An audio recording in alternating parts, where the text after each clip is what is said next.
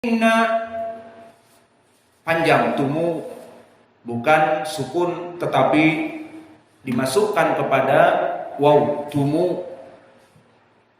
Maka di dalam ayat ini menjadi pendalilan Allah mengumandangkan kepada orang-orang yang diberikan kenikmatan hanya dua pilihan.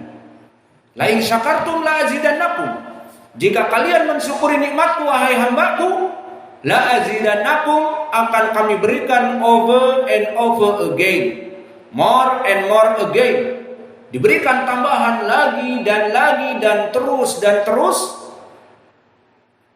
Maka jika dia bersyukur mempunyai anak satu soleh, maka nanti Allah akan memberikan anak yang kedua soleh juga atau solehah. Nah, ini mau kemana nih jawab pertanyaan ini, arahnya nih? Mempunyai anak satu soleh disyukuri menjadi dua anak soleh. Nah, mau kemana nih arahnya nih? Mempunyai satu istri disyukuri, maka Allah berikan istri yang kedua. Mensyukuri dua istri, Allah berikan istri yang ketiga. Tiga istri disyukuri, Allah berikan yang keempat. Empat istri disyukuri, pengen yang kelima, rakus namanya. Tidak puas. Sudah disyariatkan seperti itu. Fankihu, balik lagi ke ayat ini. Sudah lama terpendam ayat ini karena sudah kuota habis, tidak sering berdalil lagi dengan ayat ini. Sekarang kita ulang. Fankihu ma taba lakum minan nisa mathna wa thulatha wa ruba'. Maka ayat ini terulang kembali padahal sudah habis kuota kita. Tidak ada promosi-promosian lagi. Namun kita sebutkan wajah pendalilannya justru sekarang dipakai bahwa kuota hanya 4. Fankihu, nikahilah dari perempuan yang kalian cintai, mazna 2 atau 3 atau 4. Nah, pembacaan ayat ini bukannya seperti dulu promosi cari. Sekarang sudah 4, ingin menguatkan bahwa tidak boleh nambah. Benar tidak boleh nambah. Jadi nggak boleh nambah. Tidak, kecuali kalau mau nambah ditolak yang lain, iya dan billah. Baru bisa nambah. Berarti bukan nambah kalau gitu. Apa? Mengisi kekosongan. Karena ditolak tadi. Kosong berarti. Baru masuk yang baru. Iya dan billah. Insya Allah kita tidak sampai kepada permasalahan itu. Maka kembali kepada permasalahan tafsir as-salaf, bahwa disebutkan oleh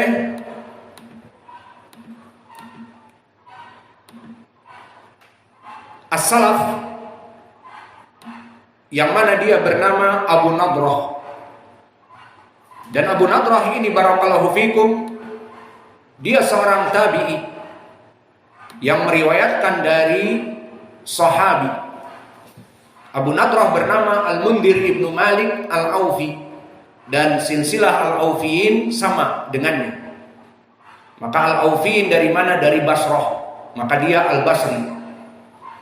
Adapun Al-Mundhir ibnu Malik, Abu Nadrah, orang yang mentafsirkan sekarang ini ayat ini, dia dari alim ulama. Maka dia kedudukannya adalah tabi'i yang thiqah.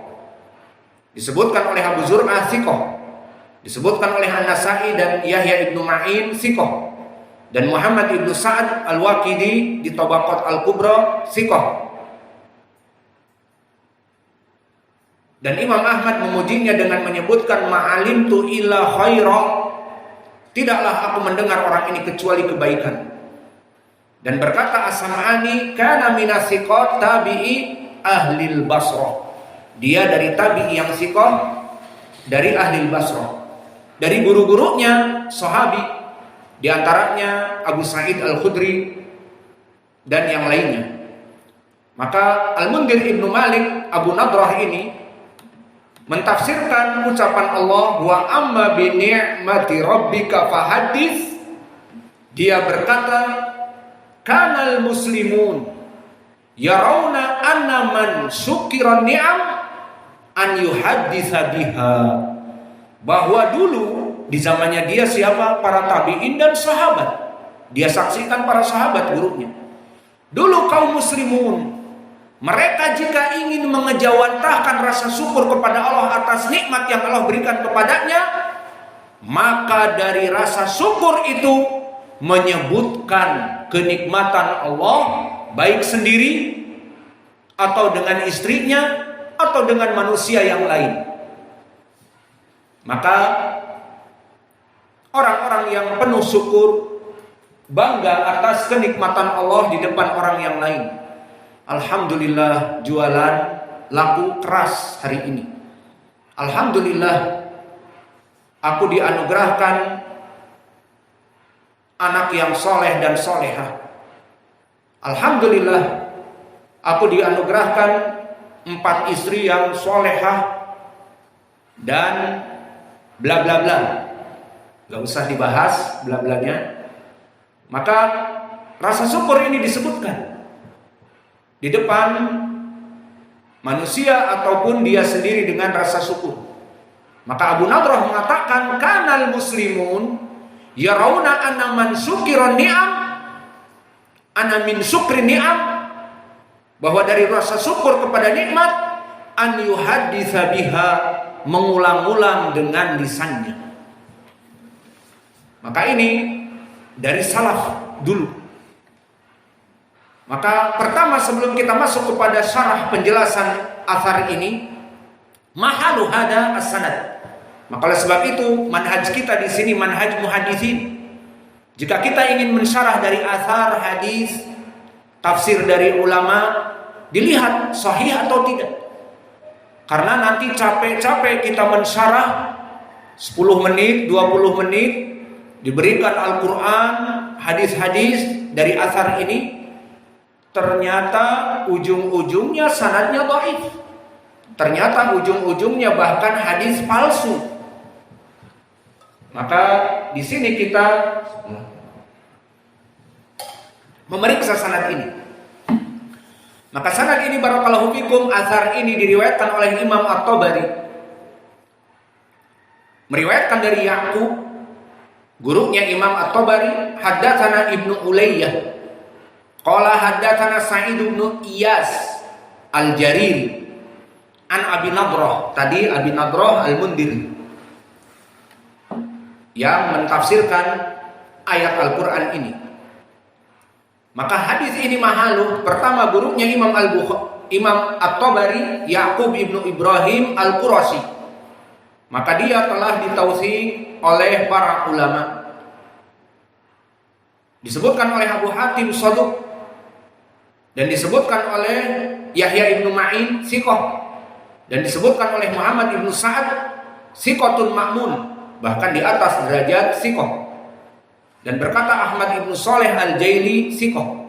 Maka rawi ini paling sedikit rawi yang Siqah. Maka gurunya Imam At-Tabari Siqah. Di sanad ini meriwayatkan Imam At-Tabari dari gurunya Ya'qub yang Siqah tadi, dari Ismail dari Ibnu Ulayyah, dan yang diinginkan adalah Ismail Ibnu Ulayyah. Maka Ismail Ibnu Ulayyah nama aslinya siapa? Ismail Ibnu Ibrahim Ibnu Miksam. Namun dia masyhur dengan Ismail Ibnu Ulayyah. Lalu siapa Ulayyah? Ulayyah adalah nisbah kepada neneknya. Maka begitulah keadaan para perawi hadis. Jika dia menjadi orang yang terkenal dari ilmu hadis, maka mulai naik daun namanya, tersohor. Lalu dicari oleh para ulama mana yang menjelaskan lebih mudah untuk dihafal dan membedakan dari rawi yang lainnya. Maka dia asalnya namanya Ismail Ibnu Ibrahim Ibnu Miksam. Namun wallahu a'lam mungkin nama seperti itu tidak mudah diingat. Ismail Ibnu Ibrahim banyak nama seperti itu. Maka sebagian ulama mencari yang paling berbeda, karena orang ini imam agar mudah dihafal, ternyata dinisbahkan kepada neneknya. Dan wallahu a'lam mungkin dia ada kisah tentang neneknya, maka para muhaditsin menyebutnya Ismail ibnu Ulayyah, meskipun nisbah ini tidak diridhoi oleh Ismail. Jika disebutkan, mana imam kita Ismail ibnu Ulayyah, jangan sebut aku ibnu Ulayyah, karena nisbah kepada neneknya. Apa hubungannya nenekku? Panggil dengan nama bapakku Ismail ibnu Ibrahim. Namun para ulama sudah kadung menghafal namanya karena dia masyhur imam di zamannya. Ya sudah, Ismail ibnu Ulayyah. Akhirnya terkenal dengan Ismail ibnu Ulayyah. Ismail anak neneknya, Ulayyah. Nama perempuan, Ulayyah. Ya sudah, dia marah dan marah, tapi ya semua orang muhaditsin murid-muridnya menyebutnya ibnu Ulayyah, mau marah juga marah kepada berapa orang, murid-muridnya banyak.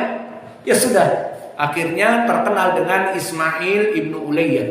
Ismail ibnu Ulayyah di atas derajat thiqah, telah ditautsik oleh para ulama di atas derajat thiqah. Berkata Abu Daud As-Sijistani, ma'ahadun minal muhaditsin illa qad akhta'a illa Ismail ibnu Ulayyah, bahwa para muhaditsin telah jatuh kepada kesalahan. Maknanya bukan kesalahan dosa dan sebagainya, bukan. Kesalahan dari hafalan. Hafalannya itu ada salah dalam periwayatan. Dan itu ma'ruf, meskipun Imam Sufyan Ats-Tsauri, Ibnu Uyainah, Syu'bah Ibnu Hajjaj, Malik, karena mereka manusia, maka al-hifdzu khawan, hafalan itu pengkhianat. Maka jaga buku-buku kalian itu. Di saat kalian butuh untuk ceramah, butuh untuk murajaah, ada bukunya. Karena apa? Mengandalkan hafalan, tidak pernah murajaah, nanti dia akan berkhianat, lupa. Apalagi Al-Quran. Nabi bersabda, asyaddu tafallutan minal ibil.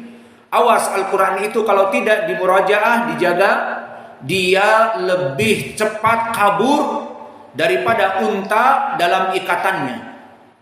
Al-Quran lebih cepat lari daripada unta dari ikatannya jika tidak dimurajaah. Maka yang sudah hafal 30 juz, dimurajaah setiap hari 1 juz. Kalau tidak bisa 1 juz, ya 2 juz. Biar 15 hari. Adapun kalau malas, subhanallah, 30 juz yang ada hanya juz Amma, juz Tabarak, mungkin awal Fatihah. Udah, mana yang lain? Seperti hafalan baru lagi. Subhanallah. Namun la ba'as ma'jur dari apa yang dulu kita pernah hafal. Namun masih mudah. Jika kita beristidlal membaca satu kali lihat atau satu kali baca langsung hafal. Berbeda dengan menghafal yang baru. Allahul musta'an. Al-Quran mudah sekali hilang. Maka kata Imam Abu Daud, semua muhaditsin yang aku pernah pelajari pernah salah, kecuali Ibnu Ulayyah. Tidak pernah salah dari hafalannya. Selalu hafalannya fit. Selalu hafalannya dalam terjaga. Dan begitu pun Imam Ahmad Ibnu Hanbal memujinya, ilaihil muntaha fit tatsabbut bil Basrah. Maka ilaihil muntaha maknanya dia adalah yang paling maksimalnya dari orang-orang Basrah dari hafalan. Pujian yang tinggi. Ahlul Basrah para ulama. Maka puncak dari hafalan yang paling kuat mizannya adalah Ismail ibnu Ulayyah di Basrah. Jangan dibanding-bandingkan